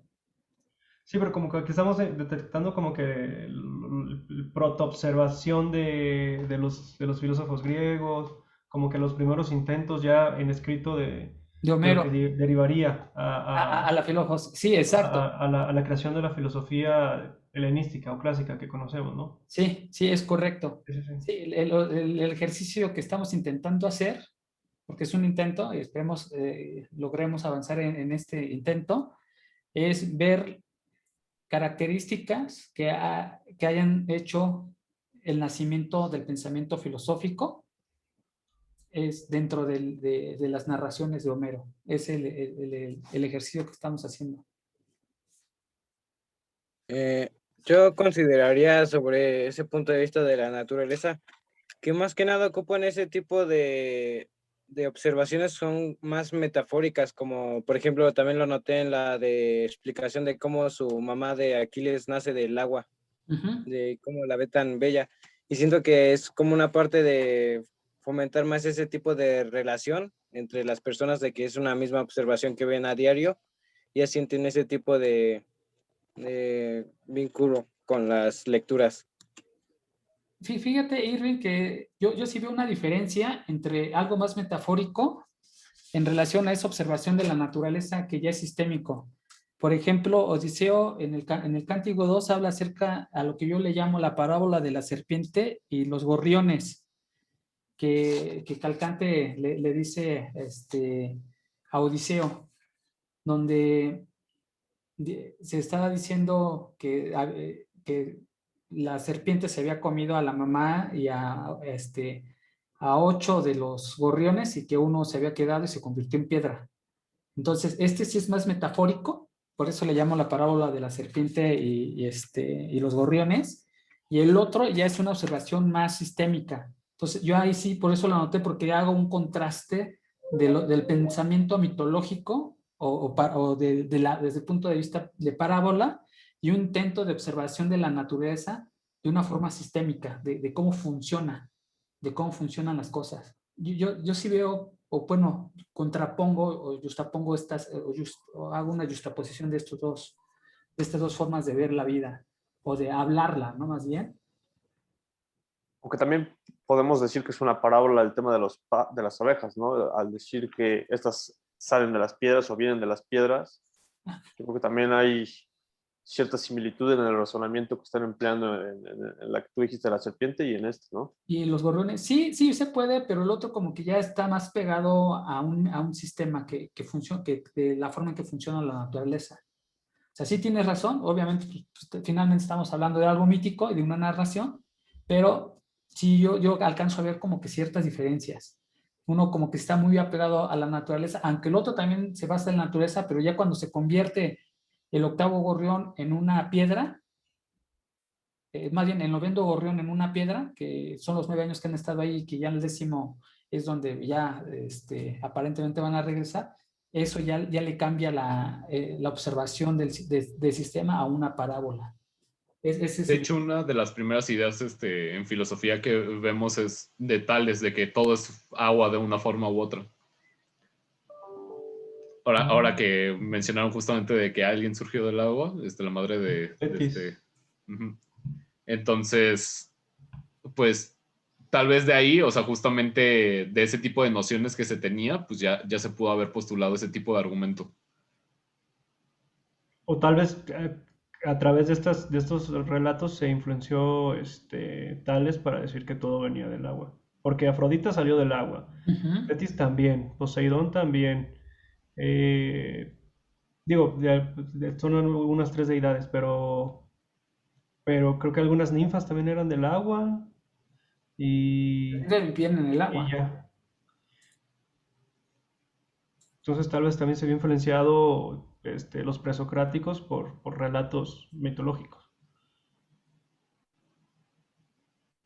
Sí, claro, y también como que es parte de esa, también, o sea, la premisa que quiso poner Tales también de que las respuestas a las grandes preguntas del mundo, o sea, del origen del mundo, están en la misma tierra, o sea, que fuera de ese tipo de divinidades del cielo. O sea, como que es la contraposición por esa parte, pero sí tuvo una cierta relación. Y que también creo que aquí alguien ya lo había mencionado, ¿no? Pero yo quisiera recalcar, porque es más interesante, también el uso de los simbolismos, ¿no? A veces se usan símbolos para hacer una analogía entre algo más profundo y a veces es simplemente imaginación, ¿no? Lo que decía ahorita Eduardo acerca del agua y también Irving, hasta qué punto es un simbolismo de un concepto, un metaconcepto que tratan de explicar qué es el origen de todo, y hasta qué punto sí piensan que realmente del agua surge todo, ¿no? Yo creo que, como dice Jorge aquí en la Ilíada, empezamos a ver sí símbolos como más alegóricos o más imaginativos, pero también símbolos explicativos, ¿no? Sí, exacto. Sí, y ¿tienen algunos puntos adicionales sobre el canto primero y el canto segundo?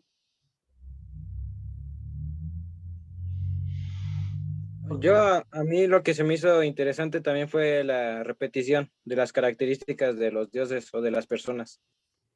Por ejemplo, de Aquiles, el de los pies ligeros, o también del otro con el rey de los hombres también. O sea, fue una serie de repetición cada vez que ponían su nombre. Sí. Sí, es verdad. Algo que también me llamó mucho la atención es de que todo está escrito en estilo de verso. Entonces, está curioso, digo, se me hizo muy curioso cómo era la forma de contar historias en esa época, ¿no? Como si fueran tipo canciones. No es sé que en si... realidad la historia pues todavía no había surgido como tal. O sea, era la manera que tenían de conservar cosas y lo fusionaban con mitos. O sea, la Ilíada y la Odisea como No, tal. pero Pues, la no forma son. de contarlos, o sea, cómo está escrita la Ilíada en forma de verso. ¿De verso? Sí, se me hizo muy curioso. Sí, fíjate que no sé si ustedes se dieron o tuvieron la curiosidad de ver cómo eran los cantos. De hecho, uno busca cómo era la música griega y cómo se cantaba la Odisea y la Ilíada, y si hay videos. No sé si, bueno, yo escuché y la tarde mientras estaba leyendo los escuchaba.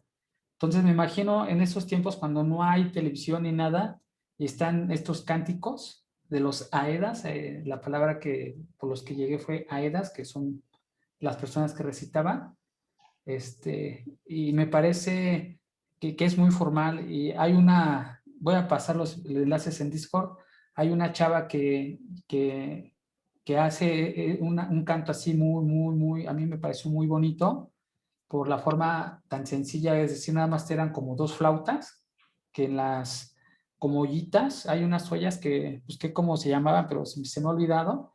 Hay un dibujo donde hay personas que tienen como 2 flautas salidas y las tocan. Entonces ese cuate está haciendo ese ejercicio. Y es algo bien importante cómo las personas se reunían en ese momento a escucharlos, ¿no? Era el único entretenimiento que había, no había más en relación a la enseñanza y al entretenimiento artístico, ¿no? Bueno, tal vez sí había más, pero esta era una forma de pasar las enseñanzas cantando, era un canto.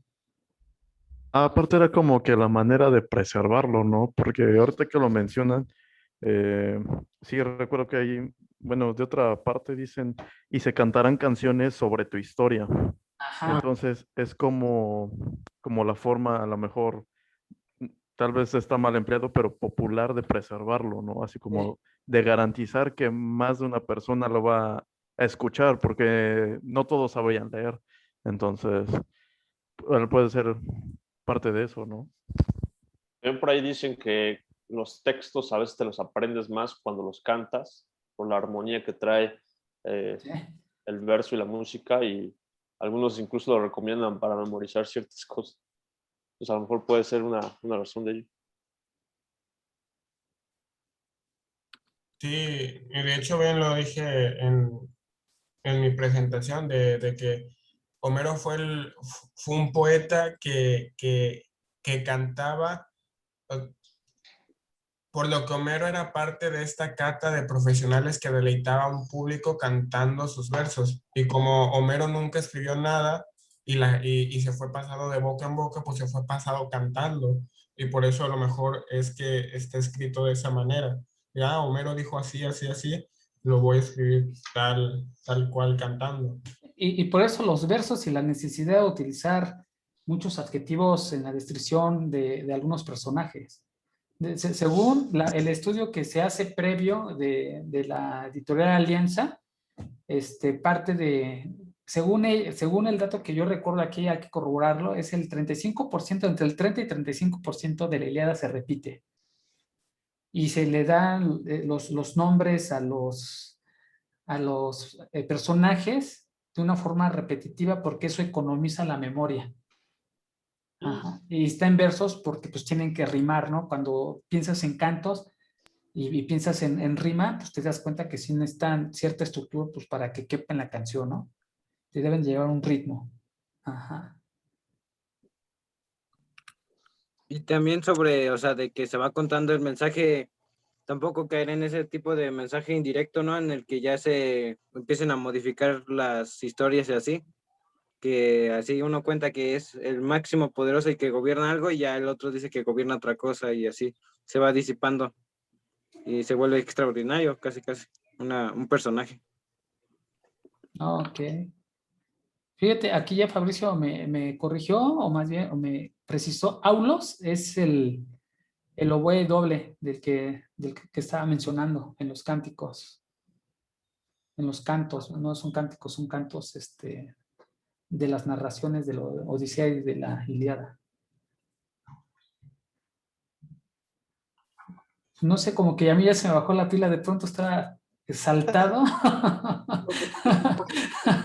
Mucha la información de la Ilíada, es mucha la información y llega un momento como que tanto, ahora sí, estar sacando la información, llega un momento así como que, ay, güey, ¿en qué me perdí? Y es cierto, alguien mencionó algo referente, que la Ilíada cuando la llegas a leer, tienes que volverla a leer para poder volver a entenderle.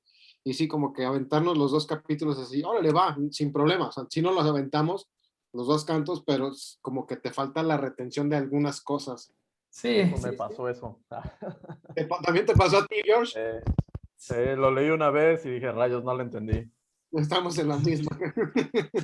Sí, yo me acuerdo, la verdad, lo leí 5 veces la primera página como tal y dije, no, y ya fue de que me ayudó a investigar, o sea, dije, bueno, es que ni siquiera, es que lo que siento yo que equivale mucho a eso, que no le entendamos, es que nosotros pensamos que habla de una guerra, pero es que habla del último año de la guerra de Troya, o sea, la Ilíada ya presupone que nosotros ya sabemos el contexto histórico, o al menos mi caso fue de que entré y dije, ¿de qué están hablando? O sea, no supe.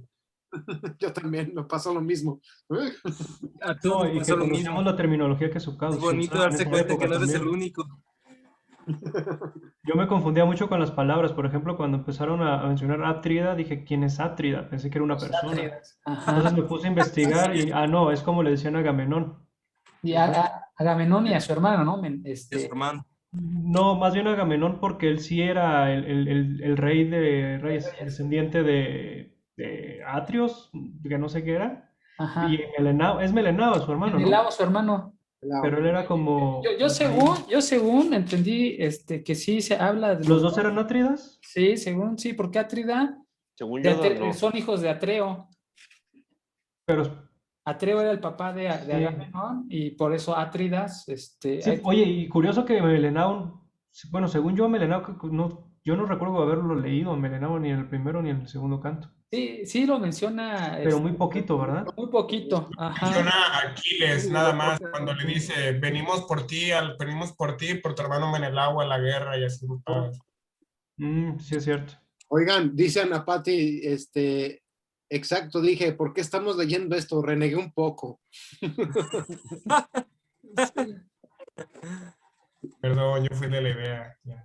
No, fue todos. Es que sirve mucho, como por decir, en Platón 1, en lo que es Hipias menor e Hipias mayor, se habla justo sobre, Sócrates una disputa con un personaje de aquí sobre si Ulises era más astuto y Aquiles menos astuto, o sea, tienen esa disputa prácticamente de quién era mejor o de entre Aquiles y Ulises, y hablan muchísimo sobre la Ilíada, y prácticamente todos los diálogos igual es hablar de la Ilíada y la Odisea, y muchas referencias filosóficas de ahí. Sí, bueno, creo yo. y aparte de lo que estamos entendiendo, como bien dijiste, es todas las condiciones que pudieron generar el pensamiento filosófico, primero de los presocráticos, después socráticos, y hasta que llegamos a los helenistas. Finalmente fue el libro como la Biblia, algo semejante, ¿no? Pero de los griegos. Fíjate que aquí en mis apuntes sí tengo que Atrida se refiere mucho hacia Agamenón, porque ahí es donde aparece, pero sin embargo, el Atrida, que es Agamenón, es descendiente de Atreo, el rey mitológico de Micenas. Y como, que eras padre de... Ajá, y como Menelao también es hijo de Atreo, por eso entendí que a los dos se les llama Átridas, pero aquí lo dejo como un paréntesis para confirmarte porque sí me pusiste en duda. Entonces, yo pensé que solamente se le decía Agamenón Atrida, porque es como que el hermano mayor y el heredero de... todo. Mira, yo lo dejo como anotación aquí de que lo voy a investigar, porque tú puedes tener razón y yo seguramente me equivoqué porque al tener duda es que seguramente me equivoqué. Yoda lo mencionó al principio también, que el Atrida era el mandamás, vamos a decirlo, y después había otras figuras también gobernantes. Ese era el Anax, ¿no? Ah, sí, Ajá, los Anax y los Basileus. Sí, entonces, tal vez por ser descendiente de este Atreo y ser el mayor, tal vez a él se le decía Atrida, y a Melenao solamente Melenao, porque él era un basileo, ¿no? Melenao, por lo que entiendo. Sí, Menelao era un basileo y su hermano era el Anax. Y yo creo, o sea, me puedo atrever a lo mejor a decir que sí es por la edad, porque por decir Paris y Héctor. París podía ser París hubiera tenido un gran puesto político, pero no como el de Héctor, que era su hermano, porque Héctor era más grande que París. Sí, yo ya aquí me autocorrijo, yo reviso el dato, yo había entendido mal, que pensé que los eran Átida, pero ya por lo menos Ayón y tú me dicen que Átida es el hermano mayor, me suena que sí, lo dejo en mis anotaciones para yo corregirme en mi entendimiento. También hablando de religión, y lo digo aquí porque quiero que me corrija y que me dé bien Ángel, lo que por yo investigando y leyendo mucho, que la religión, de hecho, surge la religión de Jesús, corrijo, no estoy afirmando nada, quiero que me corrija Ángel, justo por la Ilíada y la Odisea como tal. ¿Por qué?